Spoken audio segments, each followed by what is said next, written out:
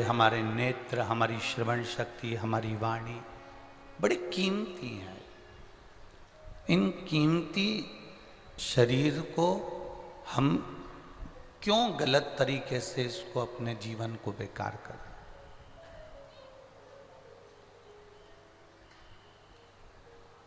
मानव की जो देह है ये पाप कर्म में लिप्त ना हो, इसका स्मरण रहे।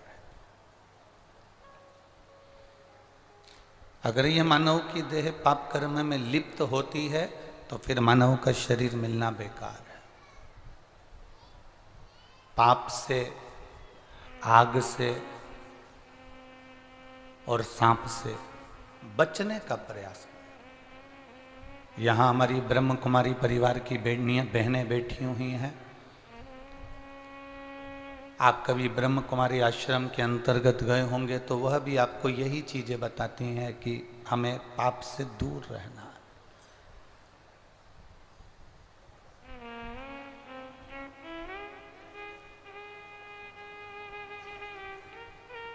हमें यही सिखाया जाता है कि हम गलत मार्ग से दूर हट जाए। पानी में डूबने वाले को बचाना सरल है, पानी में डूबने वाले को बचाया जा सकता है, पर प्याली में डूबने वाले को बचाना कठिन है और बचाया नहीं जा सकता। पानी में और प्याली में अंतर है। पानी में डूबोगे तो तुम्हारे बचने के चांस भी हैं। पानी में डूबोगे तो तुम बच भी सकते हो, पर मदिरा की प्याली में डूबोगे तो तुम्हारे बचने के कोई चांस नहीं है, तुम्हें कोई नहीं बचा सकता। कौन बचाएगा?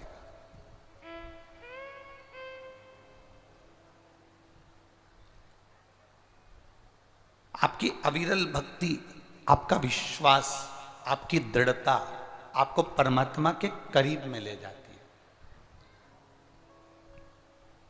प्रत्येक गांव में एक संत, एक साधु, एक सत्पुरुष, एक पतिव्रता नारी, एक सतीवान नारी, एक भगवान का भक्त। प्रत्येक गांव में जैसे पीपल का वृक्ष होता है, हनुमान जी का मंदिर होता है, भगवान का मंदिर होता है, भैरव जी का मंदिर होता है, या कोई देवी जी का, शीतला माता का ओटला होता है, मंदिर होता है, वैसे ही प्रत्येक गांव में एक संत होता है, प्रत्येक गांव में कोई एक भक्त होता है, प्रत्येक गांव में कोई एक पतिव्रता धर्म का पालन करने वाली एक नारी होती है, सातित्व को धारण करने वाली कोई एक नारी होती है। प्रत्येक गांव में भगवान ने एक ना एक संत, भक्त या नारी या सत्पुरुष को भेज कर रखा होता है, जिससे उस गांव में कोई तकलीफ नहीं आती है, वो गांव कभी नष्ट नहीं होता है, उसके तप बल के कारण, उसके भजन के कारण, उसके कीर्तन के कारण, उसके मंत्र बल के कारण। सारे नगर में, सारे जगह में कोरोना आए, सारे जगत में लोगों को मालूम पड़े कि वोमिटिंग हो रही है, सभी जगह बड़े बड़े शहरों में बड़ी बड़ी बीमारियां आ रही हैं। शहरों से लगे हुए गांवों में मान लो कोई बीमारियां आ रही हैं और आपका गांव बीमारी नहीं आई, आपके गांव में बीमारी आई भी तो कुछ लोगों को छू कर चली गई और हमारा गांव एकदम अच्छा बना रहा, तो समझ लेना कि अपने गांव में कोई सती नारी है, कोई सत्पुरुष है, हमारे गांव में कोई ना कोई भगवान का भक्त जरूर है, इसलिए हमारा गांव बचा हुआ है, हमारा गांव श्रेष्ठ है, बचा हुआ है। तीर्थ करने जाओ, कहीं घूमने के लिए जाओ, आप जाओ तो आपके साथ में कोई एक भक्त को, भगवान के भजन करने वाले को, भगवान की भक्ति को धारण करने वाले को, भगवत स्मरण करने वाले को साथ लेकर जाओ। मान लो हमारा पाप बढ़ जाए और हम डूबे भी, तो हमारे साथ में जो भगवान का भक्त चले ना, उसके भजन के बल से हम भी पार उतर जाएं और डूब ना पाएं। इसलिए एक भक्त, एक साधु, एक गुरुजन हमारे साथ हो।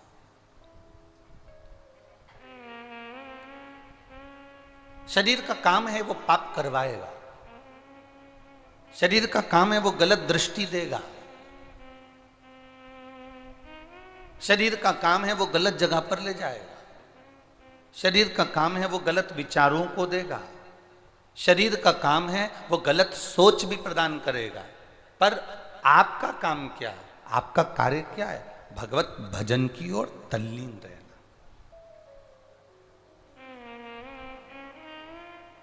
आपका कार्य क्या है? भगवत स्मरण की ओर तल्लीन रहना।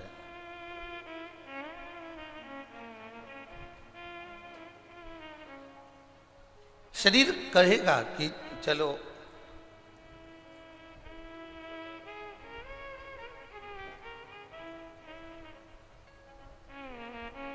थोड़ा मदिरा की दुकान तक हो जाए, शरीर कहेगा चलो थोड़ा मांसाहार की दुकान तक हो जाए, शरीर कहेगा थोड़ा होटल तक हो जाए, शरीर कहेगा कहीं वैश्यावृत्ति की ओर गलत और पर मन चलें।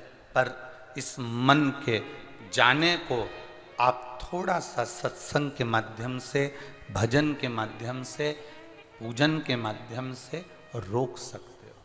ऐसा नहीं है कि हमारा शरीर कहे और हमें उस हिसाब से चल देंगे।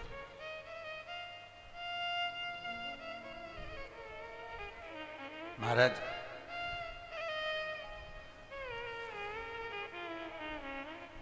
कान में कुंडल पहनो मना नहीं है, पर ऐसा पहनना कि कान ना कटे। कान में कुंडल पहनो मना नहीं, पर ऐसा पहनना कि कान ना कटे। नाक में नथनी पहनना, नाक में लौंग पहनना, पर ऐसी पहनना कि नाक, जम के बोलो जरा, ना कटे। मना नहीं।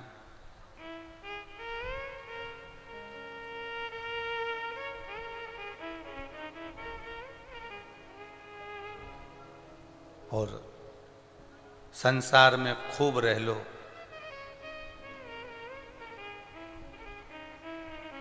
पर जीवन ऐसा बनाना कि भजन के बिना, प्रभु के नाम के बिना एक दिन भी ना कटे, एक दिन भी ना। कान में कुंडल पहनो, पर ऐसा पहनो कि कान ना कटे। नाक में नथनी पहनो, लौंग पहनो, पर ऐसी पहनो कि नाक ना कटे। और संसार में खूब अच्छे से रह लो, पर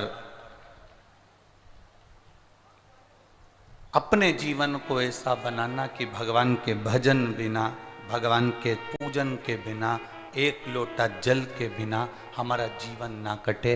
जब तक मैं मंदिर ना जाऊं तब तक मेरा मन ना लगे, जब तक मैं भगवत भजन ना करूं, जब तक मैं भगवत स्मरण ना करूं, तब तक मेरा चित्त ना लगे, तब तक मेरा मन बेचैन रहे जाने को भगवान की भक्ति की ओर, भगवान के भजन की ओर।